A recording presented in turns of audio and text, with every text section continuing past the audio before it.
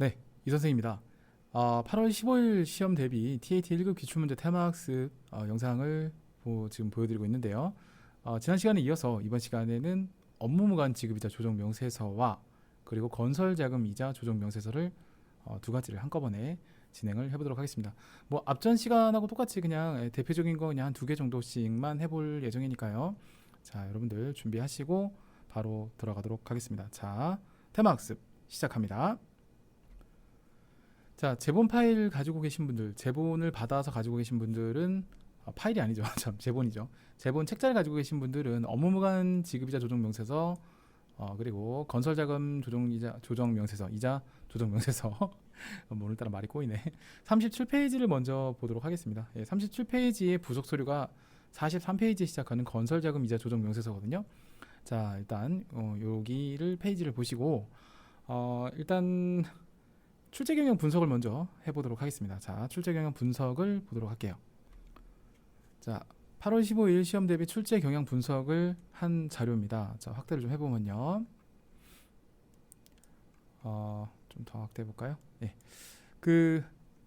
우선 나오는 포인트를 좀 보면, 자, 올해는 이 세 가지 3대장들이 한 번도 나오지 않았어요. 그래서 일단 작년 말에 38회 때 마지막 회차로 가지금 인정이자 조정명세서 이렇게 이런 식으로 이렇게 나왔죠. 이런 식으로 나왔는데 이 부분을 참조하실 필요가 있습니다. 그래서 건설자금이자 조정명세서 부분이 나온 지 좀 됐으니까 나오지 않을까, 또는 업무무관 지급이자 조정명세서가 나오지 않을까, 이렇게 둘 중에 하나가 나오지 않을까 싶어요. 왠지 가지금은 안 나올 것 같고 업무무관 아니면 건설자금, 자, 이렇게 좀 예측을 해봅니다.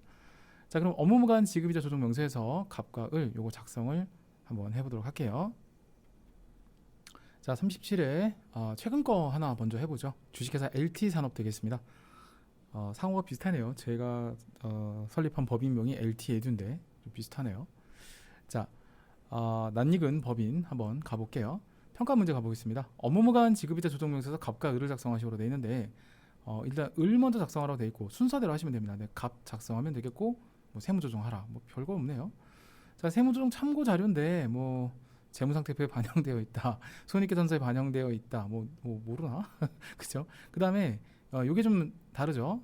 전산세무회계 같은 경우에는 이제 좀 불친절해요. 근데 AT는 웬만하면 가지금, 가중금, 적소를 다 넣어줘서 쎄로 입력할 건 없습니다. 그냥 불러오면 되거든요. 자, 그래서 그 내용은 참조하시고, 혹시나 모르실 분이 있을까 봐 미리 말씀드리는데, 업무무관 지급이자 손금 불산입 세무조정을 하려면 반드시 선행되어야 되는 게 가지금 인정이자 조정이에요. 이게 세트 조정이라고 하거든요. 우리가 조정 후 수익 금액을 조정할 때 작성을 할 때 수익 금액이 반드시 선행되어야 되는 건 마찬가지로, 그리고 또 퇴직연금 세무 조정을 할 때 퇴직연금 부담금 세무 조정이죠. 그때 퇴직급여 충당금을 먼저 조정해야 되듯이 이렇게 세트 조정입니다. 자, 그래서 지난 시간과 이번 시간 이어서 가는 부분도 있고요. 뭐 그냥 어렵지 않습니다. 이제 보고 을부터 작성을 하면 되는데 자료 1을 보고 을을 작성하시면 됩니다. 자, 한번 가볼게요. 자, 프로그램 들어가 보겠습니다. 자, 회사 코드 5137 LT산업 되겠고요. 업무무관은 이쪽에 있어요. 과목별 세무 조정에서 밑에서 여기 세 번째, 그리고 밑에서 두 번째 있는 게 건설자금이자 이렇게 같이 붙어 있습니다. 자, 들어가 볼게요. 자, 왜 이렇게 안 들어가냐? 빨리 들어가. 예, 들어왔어요. 일단 서식 순서가 갑, 그죠? 을, 그리고 갑 이렇게 돼 있고요. 일단 업무무관 부동산의 족수라는 게 있고 동산의 족수라는 게 있어요. 우선 여기 보시면 별장, 이건 업무무관 부동산이죠. 비품, 업무무관 동산에 해당이 됩니다. 여기 보시면은 이제 비업무용 2020년 5월 1일에 비업무용을 취득했다고 되어 있는데 이게 업무무관 부동산이고요. 별장을 뭐 뜯어가서 가져갈 수 없잖아요, 그죠? 비품은 이제 동산에 해당되죠. 그래서 2019년 4월 5일이면 이제 전기 2월 된 거예요. 업무무관 자산인 골동품을 취득하였다. 그래서 두 가지를 입력을 하시면 되는데 각각 부동산에 하나, 동산에 하나 사이좋게 입력하시면 됩니다. 자, 입력은 쉬워요. 자, 일단 이쪽에 보시면 업무무관 부동산의 적수라는 게 있죠. 좀 이따 이제 동산 입력하면 되고, 자, 요거는 연도중 취득이니까 5월 1일, 그 다음에 2번 취득, 그리고 1억 이렇게 입력하시면 지가 알아서 적수 계산을 하고요. 업무무관 동산 역시 이건 전기월로 잡으셔야 돼요. 이제 2019년도에 취득을 했기 때문에 그래서 이제 아이고 전기월 이런 그림을 나오면 되겠고요. 7천만 원이 되겠습니다. 자, 그럼 지가 알아서 적수 계산을 했고요. 자, 그다음에 가질금 가소금 적수는요. 이렇게 눌러주시고 여기서 불러오기 세로 불러오기를 한번 해주시면은 불러옵니다. 근데 여기 조심하셔야 될 거는 가질금 인정이자 계산할 때는 가질금 적수 하나만 불러오면 가소금도 딸려왔었잖아요. 얘는 각각 불러와야 돼요. 그래서 각각 불러와 준다. 근데 없으면 없는 거예요. 네. 그래서 이렇게 보시면 되겠고 뭐 그 밖의 적수나 자기자본 적수는 없기 때문에 그냥 패스하시면 됩니다. 을은 이렇게 작성이 끝났고요. 끝났어요. 그 다음에 자 이제 이자 비용 현황 이제 갑을 작성하실 차례인데 아마 기억나실지 모르겠지만 채비 건업 이게 들어보셨을 거예요. 그래서 눈에 확 들어온 게 지금 눈에 띄는 게 이제 요거죠. 바로 채권자 불분명 사채이자 눈에 들어올 거예요. 그리고 이자율이 높은 것부터 이제 부인하면 되는데 10% 있죠. 예, 순서대로 이렇게 하시면 됩니다. 400만 원은 채권자 불분명 사채이자라고 돼 있으면 이게 다는 아니고요. 이쪽에 보시면 원천징수세액이 포함되어 있다라는 내용이 나와요. 그죠? 요 말. 그러면 이걸 나눠 주셔야 되는데 요거만 송금불산이 기타사 요출하시면 되겠고 나머지 290만 원이 이제 대표자 상여를 두드려 맞아야 되는 그 대상이 되겠습니다. 이렇게 각각 나눠서 입력을 해주시면 되는 부분이고요. 자, 요거부터 먼저 한번 해볼게요. 자, 뭐 입력은 쉬워요. 자, 그래서 을은 다 작성됐고 갑으로 넘어가세요. 자, 이자율 보이시죠? 그냥 10 하고 엔터 치시면 10% 들어왔고요. 그 다음에 이제 지급이자 금액이 일단은 어쨌든 800만 원의 지급이자가 일단 들어간 거죠. 지급이자 10% 800만 원. 근데 그 중에 400만 원을 태클 거는 거기 때문에 400만 원을 여기 나와 있는 채권자 불분명 사채이자 보이시죠? 요 칸에다가 400을 입력하시면 됩니다. 400을. 자, 그래서 여기다가 400 이렇게 입력하시면 되겠고 자, 그리고 여기서 여러분들이 쭉 다 작성을 하고 한꺼번에 조정을 하지 마시고 건 바이 건으로 해주세요. 왜냐면 헷갈리거든요. F8번 여기서 바로 눌러줍니다. 눌러주시고 자, 그 다음에 자 이제 뭐 그 밑에 보시면 채권자 불분명 사채이자 이렇게 나와요. 그죠? 네, 요거 400이라고 되어 있는데 쪼개줘야 됩니다. 그래서 우리 원천징수분부터 먼저 해볼까요? 채권자 불분명 사채이자 원천징수분 뭐 이런 식으로 쳐주면 됩니다. 근데 이게 뭐 평가 범위 사실 과목 부분은 평가 범위가 아니에요. 뭐 그래서 뭐 자유롭게 입력을 하셔도 되고 금액과 소득 처분만 맞으면 됩니다. 그래서 그거 좀 주의하시면 될 것 같고요. 그래서 이 110만 원부터 먼저 하면 되겠죠. 기타 사유출. 그 다음에 채권자 불분명 사채이자 한 번 더 쳐주고요. 나머지 290만 원 쳐준 다음에 이거는 대표자 상여 그냥 상여 두드리시면 돼요. 그래서 보이시는 화면처럼 채권자 불분명 사채이자를 400만 원을 두 가지로 기타 사유출 조정하는 원천징수분과 대표자 상여 두드려 맞는 부분 두 가지로 나눠서 하시면 됩니다. 자, 일단 이렇게 하면 일단락 됐고요. 자, 아직 여기 나와 있는 끝나지 않았어요. 지급이자 송금분사님 아직 하면 안 돼요. 네, 요거는 자, 일단 엔터 쳐서 줄을 바꿔주시고 다음 이자율을 볼까요? 다음 이자율은 6%짜리 아까 10% 했고요. 6%인데 1120만 원인데 내용을 보니까 홍보관 신축 목적으로 차입된 차입원가의 자본화 규정에 따른 그죠? 건설자금 이자예요. 기업회 기준에서는 이걸 차입원가의 자본화를 하죠. 220만 원을 포함되어 있으며 홍보관 신축 기간에 발생된 것이다. 준공 예정일이 아직 건설 중입니다. 이건 건설 중인 자산, 즉 건설자금 이자예요. 그럼 220만 원을 빼주셔야 되는데 자, 일단은 퍼센테이지가 6%, 그다음에 전체 이자는 1,120만 원. 그 다음에 여기서 이제 비 없고 건이 있어요. 그래서 건설자금 이자 여기서 220만 원 쳐주면 됩니다. 자, 여기서 쳐주시고요. F8번 바로 조정 들어갑니다. 그 다음에 건설자금 이자 하나씩 하시면 돼요. 220 얘는 유보죠. 220 유보 발생 이렇게 두드려 주시면 되겠고 자, 다음에 줄 바꿔서 이제 하나 남았어요. 자, 4 그냥 620만 원. 다른 내용 없잖아요. 그냥 620.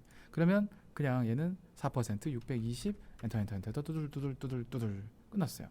그러면 뭐 여차저차 해서 위에 보시면 지급이자가 1920인데 뭐 이렇게 해갖고 살짝 당겨 보면 송금 불산입되는 지급이자가 뭐 이렇게 나왔습니다. 프로그램이 지가 알아서 계산해주는 원리가 돼 있어요. 원래 손으로 계산하면 되게 복잡하잖아요, 그죠? 네, 이렇게 계산이 됐고요.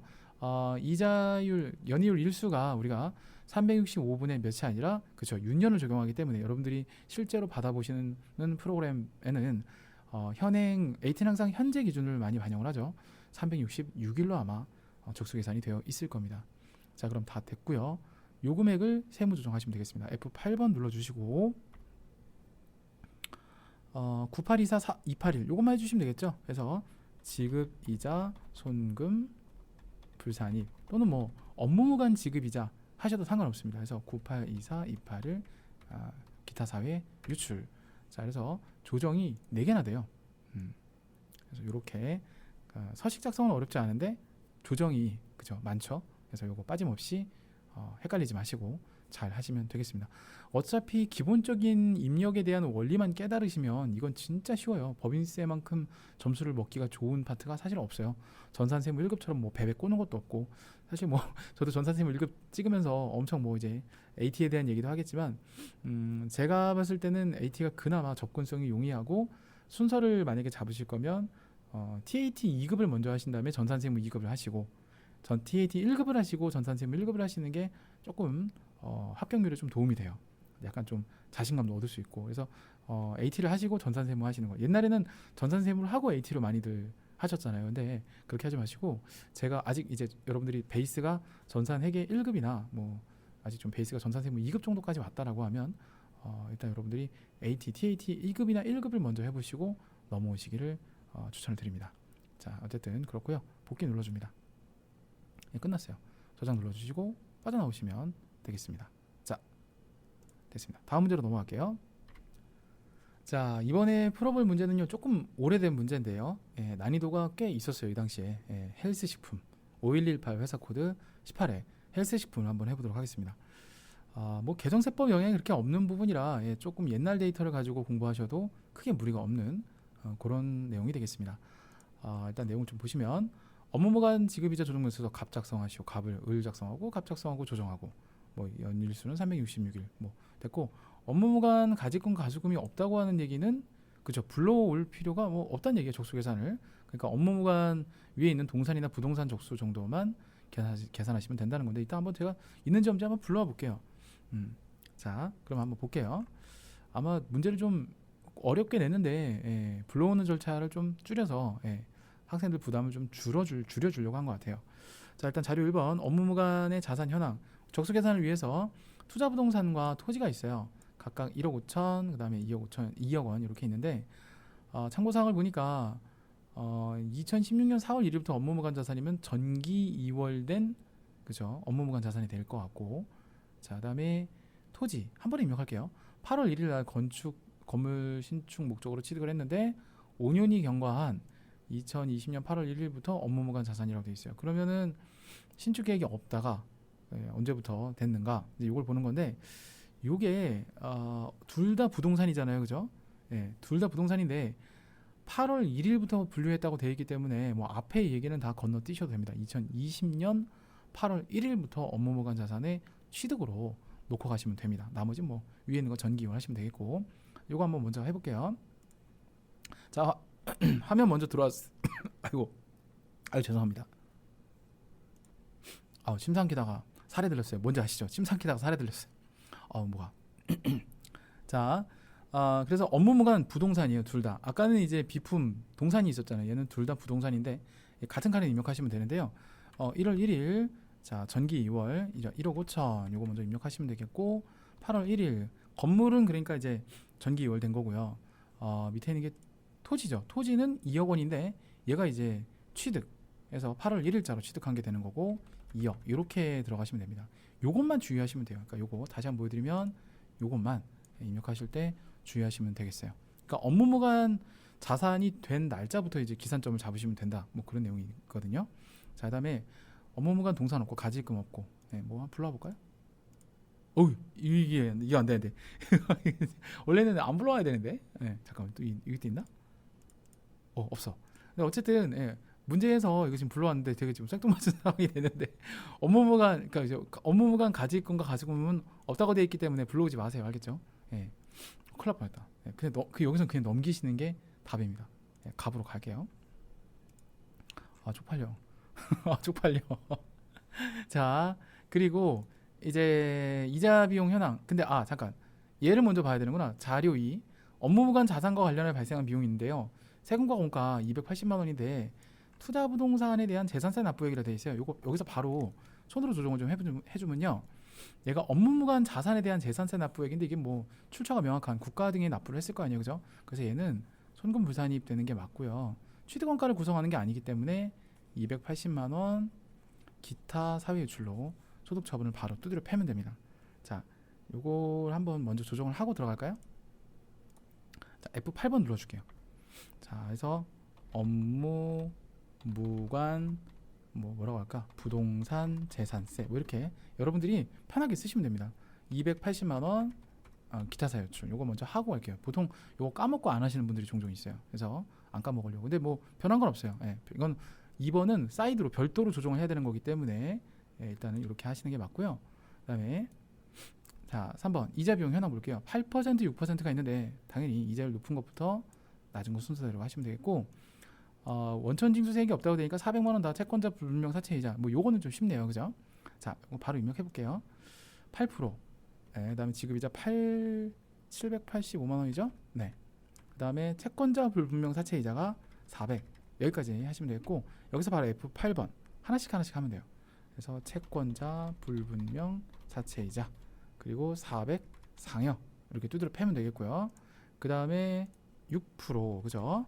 6% 그리고 이자는 1378만 원 맞나요? 네 맞네요. 자, 그리고는 할 게 없어요. 엔터. 그 다음에 역시 그러니까 여기서 이제 중요한 부분은 가지금 등이 없어요. 없는 게 맞고 예, 우리가 적수 계산을 안 해왔으니까.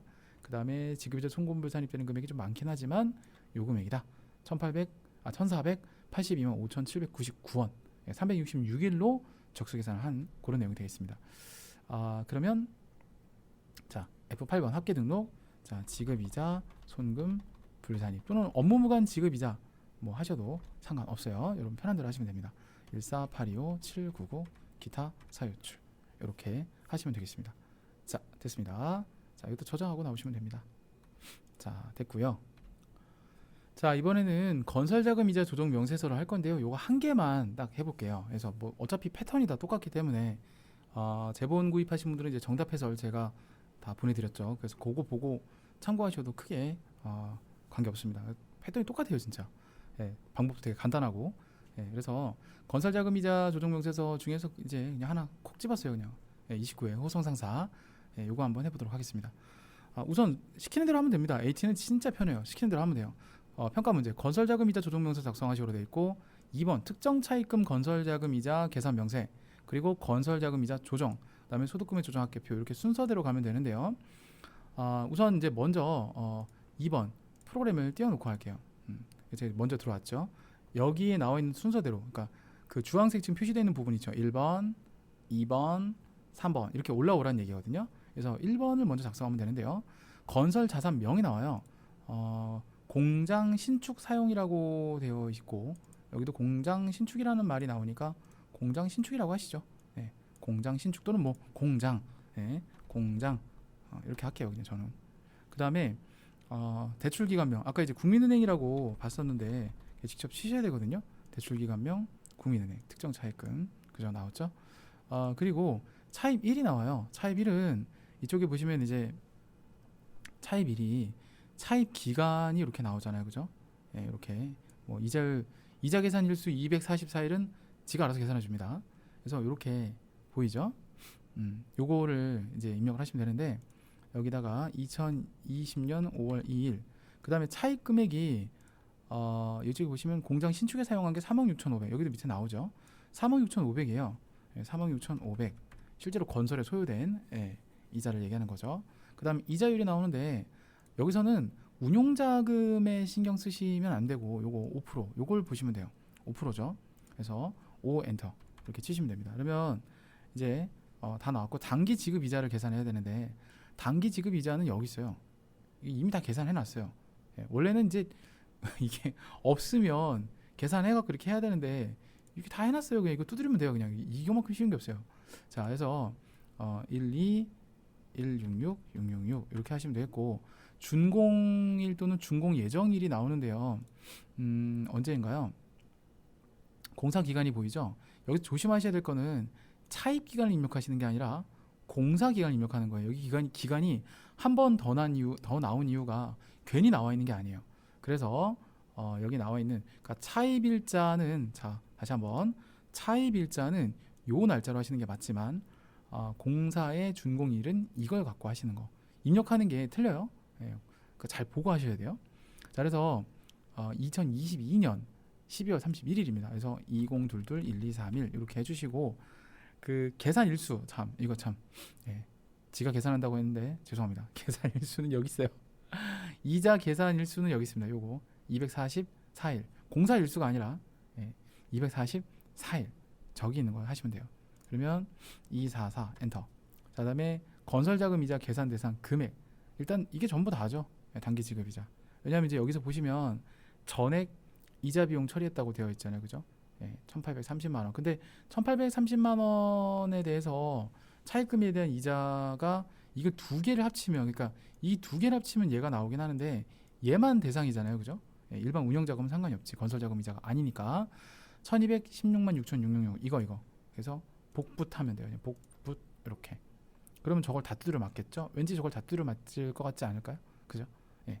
그 다음에 일단 요거 하면은 이제 1번 다 한 거예요.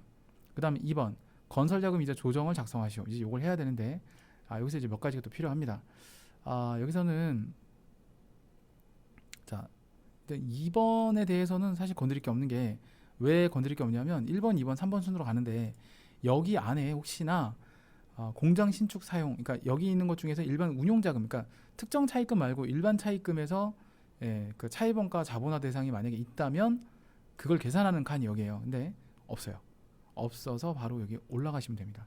올라가시면 되겠고, 그래서 요 그대로 1216만 6,666 이렇게 복붙하면 돼요. 그냥 이렇게 똑같이 복붙하시면 됩니다. 그러면 이제 건설 중인 자산분이기 때문에 이렇게 하시면 되겠고, 회사 계산액이라는 얘기는 전액 이자 비용 처리했기 때문에 여기 건드릴 게 아무것도 없는 거예요. 그래서 이렇게 놔두면 요것만 다 송금부산이 유보 발생 처리를 하면 돼요. 근데 이제 일단 그런 내용이고, 저장을 눌러줘요. 여기서는 아무리 눈 씻고 찾아봐도 F8번이 없어요. 그래서 요거는 별도로 소득금액 조정합계표로 가셔야 되는데, F10번 누르신 다음에 그냥 소득금액 조정합계표 요거 띄워 놓으시고 여기서 생으로 조정하시면 됩니다. 그래서 건설 자금 이자 하시고 요 금액 하신 다음에 유보 발생 이렇게 해주시면 완료가 되겠어요. 됐습니다. 이렇게까지 해주시면 돼요. 자, 됐습니다. 저장하고 나오시면 되겠어요. 얘도 그냥 나오시면 자동으로 저장이 되겠습니다. 자, 여기까지입니다. 자, 이렇게 해서 이번 시간에도 업무무관 지급이자 송금불산입 관련된 세무조정, 업무무관 지급이자 조정명세서 갑과 을, 그리고 건설자금이자 조정명세서를 같이 해봤는데요. 이제 부당의 계산 부인 시리즈 3대장을 지난 시간과 이번 시간에 이어서 다 완료를 했는데요. 특히나 이 건설자금 이자 같은 경우에는 뭐 업무무관이나 가질금도 패턴이 거의 비슷하지만 조금씩 유형이 다르죠. 근데 건설자금 이자는 빼다 박았어요. 물론 이제 올해 출제위원들이 뭐 또 응용을 해서 낼 수도 있겠습니다만, 현재까지 우리가 봤던 패턴의 테마학습은 거의 복붙에 가까운 그런 내용들이었기 때문에, 일단 우리가 응용을 하고 하시더라도 기본에 충실해야 돼요. 사실 이론이 베이스가 되지 않으면 여기서 더 응용이 나왔을 때 우리가 당황할 수밖에 없잖아요, 그죠? 그러니까 우선은 기본에 충실하고, 그 충실한 기본에 대해서 이론을 여러분들이 좀 돈독히 해 놓으시면, 제가 또 늘 말씀드리잖아요, 그죠? 세무회계 상급 정도 최소한 안 돼도 회계관리 1급이나 재경관리사 세무회계 정도의 기본 지식은 갖고 계셔야 이 시험은 안정권으로 붙을 수 있어요. 그냥 전산세무 2급 TAT 2급만 있는 상태에서 문제만 들이다 풀어서 합격은 못해요. 진짜 좀 깨는 말 해서 죄송한데, 기본 이론이 안 되어 있으면 그냥 문제만 푼다고 되는 게 아닙니다. 그래서 그거 혹시나 여러분들 중에서 그런 대상이 되시는 분들이라면 이번 시험은 그냥 경험 삼아 보셔야 될 것 같고, 다음 시험을 준비하시는 것도 맞을 수 있어요. 그러니까 이게 떨어질 때요, 운 좋게 진짜 운빨 진짜 끝발나게 좋아갖고 70점 딱점이나, 저도 사실 전산세무 1급 70점을 옛날에 합격을 했었거든요. 그리고 나서 정신 차리고 공부했는데 운빨이 좋아서 진짜 합격을 하면 장땡인데, 68점, 67점 떨어지면 진짜 개짜증 나요, 진짜. 그러니까 여러분들이 이론 공부를 좀 탄탄하게 해놓으시는 한 달 정도 시간이 아직 남았잖아요, 그죠? 예, 그래서 이론 공부를 좀 차곡차곡 해두셨으면 좋겠습니다. 8월 15일 시험 대비인데요. 지금이 7월 19일이에요. 오늘 촬영 날짜가. 그래서 오늘 날짜로 보면 한 달 정도 남았으니까 이론 공부를 좀 틈틈이 꼬박꼬박. 세법은 휘발성이 강해서 하루에 꼬박꼬박 하시는 방법밖에 없어요. 그래서 준비를 좀 해주셨으면 좋겠습니다. 잔소리 여기까지 할게요. 자, 그러면 저는 다음 시간에 다시 뵙는 걸로 하고요. 이제 지난 시간과 이번 시간에 이어서 업무 무관, 가지급금, 그리고 건설자금, 부당이익 계산 시리즈들을 모두 완료했습니다. 자, 저는 다음 시간에 뵙겠습니다. 대단히 감사합니다.